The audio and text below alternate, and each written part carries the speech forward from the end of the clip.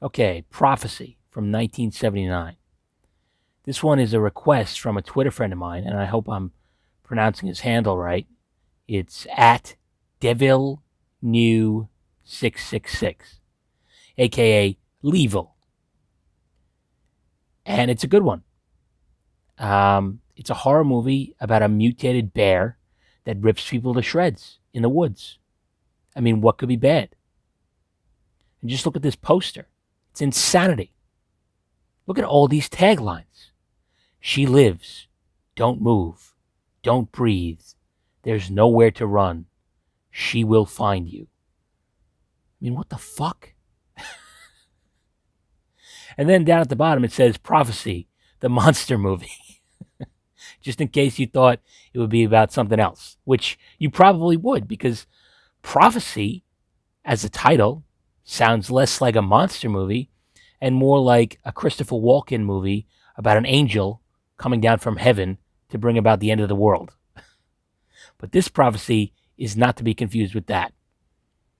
The movie opens up with a search and rescue team getting slaughtered by some unseen monster while trying to rescue some lumberjacks who got lost, which, as I said, turns out to be a weird bear.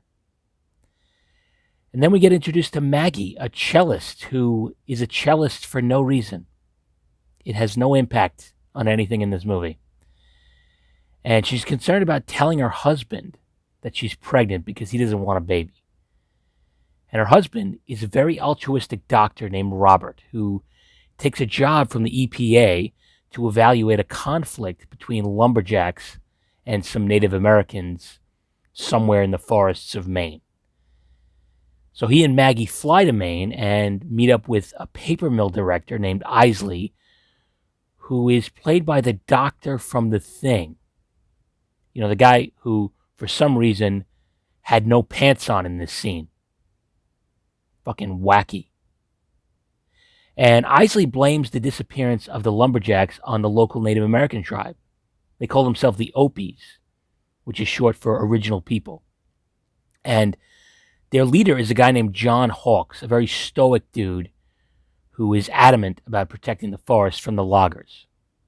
So adamant that he engages in an axe versus chainsaw fight as soon as they show up. I mean, holy shit. Look at this shit. It's madness. And the fight ends, and somehow no one dies, which is a miracle. And then they proceed on into the forest where Maggie and Robert settle at a cabin they're going to be staying at. Robert goes fishing, and he sees a salmon the size of a fucking porpoise. And naturally, he thinks that's pretty weird. And later, he finds a tadpole the size of a cat. Also pretty fucking weird. And later that night, he's having a heart-to-heart with Maggie, and she's about to tell him that she's pregnant when a fucking raccoon knocks on the door and attacks them both. I mean, look at this insanity. What is happening? And Robert kills the fucking thing by throwing it in the fireplace. I mean, holy shit, that must stink, right? The smell must be horrendous. Fried raccoon is wafting through the air right now. And it turns out the raccoon wasn't rabid, which, you know, again, is kind of weird. You mean it just did that for no reason? But it turns out there is a reason, because the loggers at the paper mill have been using a chemical that contains mercury. It's all over the fucking place. It's in the water. It's making the Native Americans sick. It's a big fucking mess. And Maggie is deeply concerned because she's pregnant and she's been eating fish from the lake. That will come into play later. And by later, I mean never again. This will not be resolved by the end of this movie. And then the creature that killed the search and rescue team at the beginning of the movie shows up at a random campsite and kills a bunch of campers. And this is the first glimpse we see of the creature. And it's, you know, it's not great. And then this happens.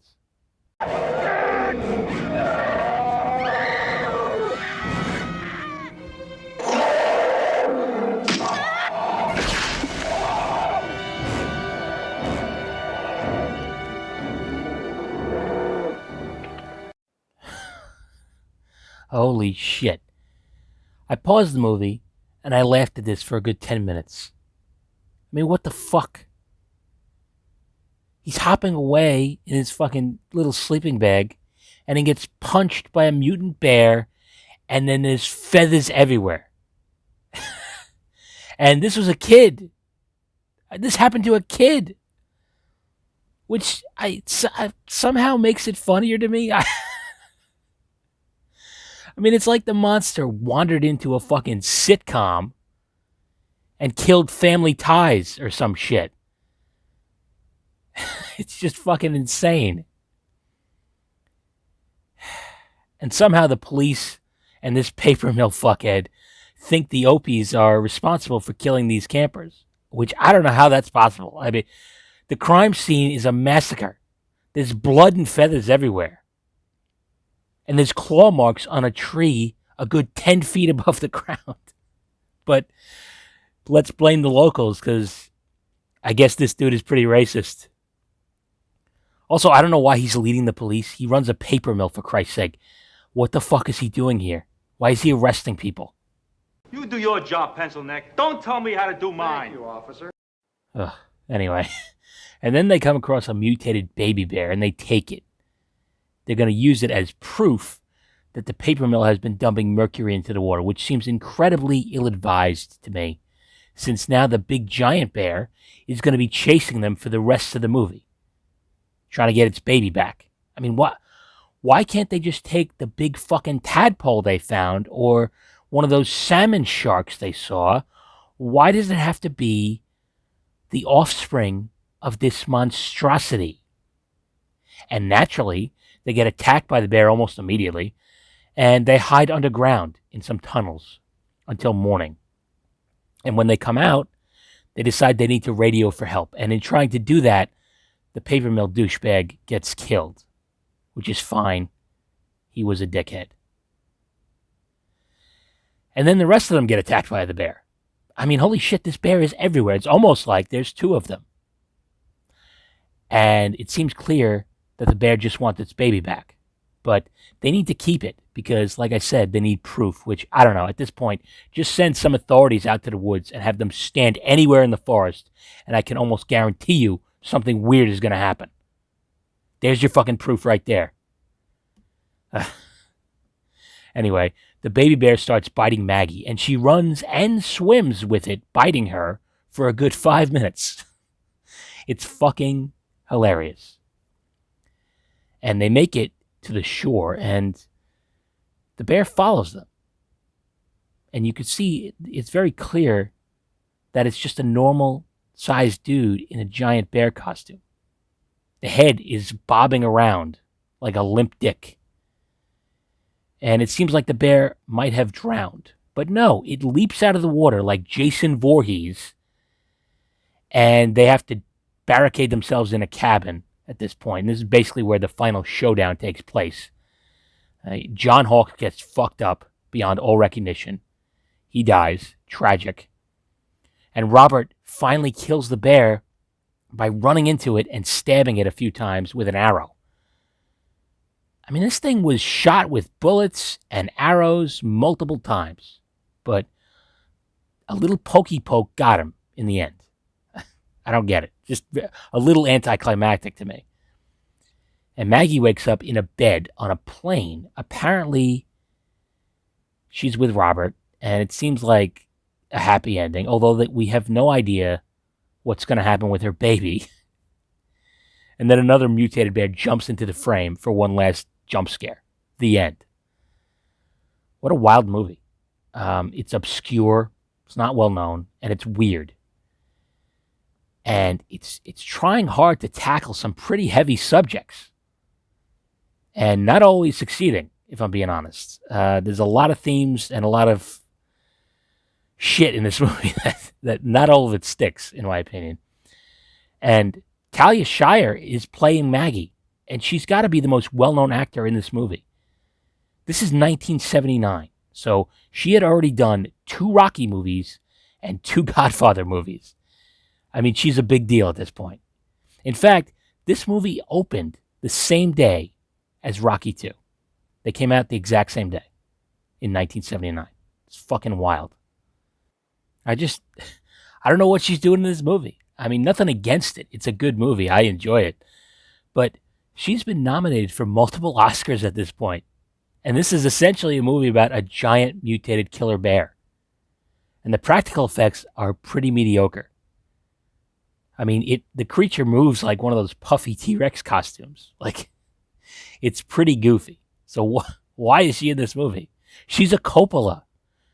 Francis Ford Coppola is her brother. And Nicolas Cage is her nephew. Well, maybe that explains it. I don't know. And Robert Foxworth plays Robert in the movie, and I was trying to think about where the hell I know him from, and it turns out he played an evil admiral on Star Trek Deep Space Nine, so that's probably it. And Armand Assante plays John Hawkes, who is probably best known for this. You killed innocent people. The means to an end. You started a massacre. I caused the revolution. You betrayed the law. Law! I mean, what a legend, right? And I don't know why he's playing a Native American. I mean, he's Irish-Italian, just like me. Although I think the movie really should have been about his character. I don't know why Maggie the cellist and Robert the doctor had to be at the forefront of this conflict, especially since their relationship is never resolved. You know, their pregnancy shit is never touched on again. I don't know. It makes no sense to me. And what the fuck is the prophecy? There's no prophecy in this movie. I mean, the Native Americans seem to think that the monster is a vengeful spirit of some kind, but that doesn't sound like a prophecy to me. That just sounds like an explanation. It's just a very poor title, in my opinion.